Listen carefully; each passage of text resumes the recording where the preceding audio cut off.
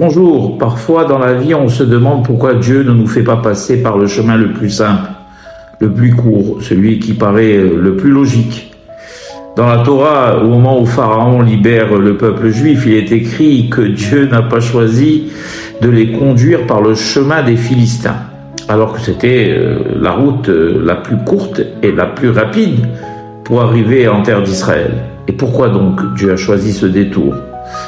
Et ça, j'explique qu'il n'y avait que deux chemins possibles. Le premier, passer par une terre habitée, celle des Philistins. On y trouvait de la nourriture, des provisions, une certaine sécurité matérielle. Mais cette terre était aussi remplie d'idolâtrie. Et le peuple juif sortait à peine de plusieurs siècles passés dans un environnement païen, dans le polythéisme égyptien, civilisation hautement idolâtre. Et le danger était réel. Au contact de cette culture, ils auraient pu retomber dans leurs anciens travers et perdre peu à peu leur identité. Le second chemin, lui, passait par le désert. Là, par contre, aucun contact humain, aucune influence extérieure, rien, le vide. Spirituellement, c'était plus sûr, mais matériellement, il n'y avait rien, à la différence du premier chemin où ils auraient pu s'approvisionner, puisque c'était habité.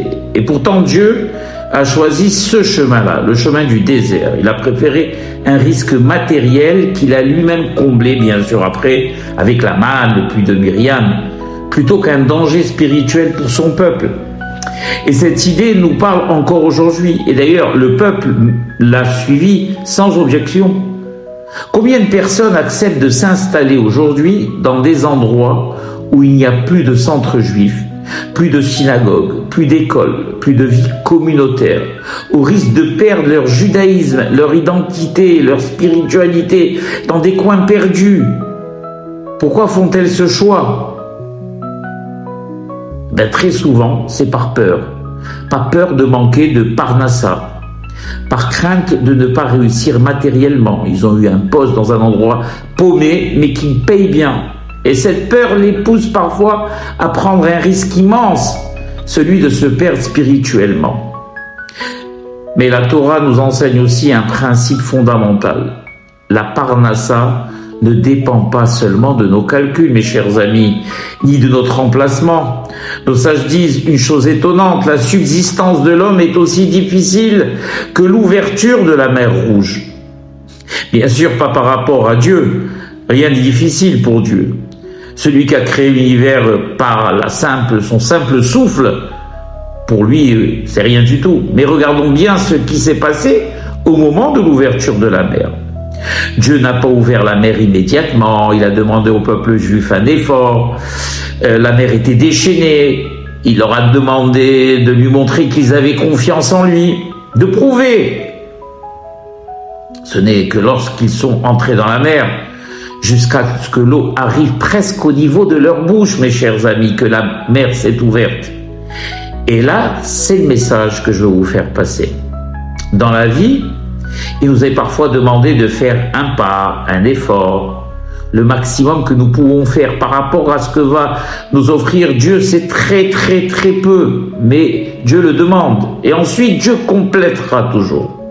Alors oui, parfois, on se retrouve face à un choix, un endroit où la parnassa semble plus facile, mais où le judaïsme est faible. Ou bien un endroit où la parnassa semble plus incertaine, mais où la vie juive est forte. La Torah nous enseigne de ne pas avoir peur, de ne pas sacrifier notre spiritualité par crainte du manque. L'avenir de nos enfants en dépend également. Car lorsque nous faisons notre part, Dieu est toujours là pour assurer la sienne. Vous savez, mes chers amis, ce cours-là n'est pas un cours moralisateur. Je ne suis pas là pour donner des leçons. J'explique seulement par rapport à ce que la Torah nous enseigne, la meilleure manière de réussir notre vie juive, mes chers amis. C'est tout, pas plus. Voilà. Baruch Adonai Le'olam. Amen ve Amen.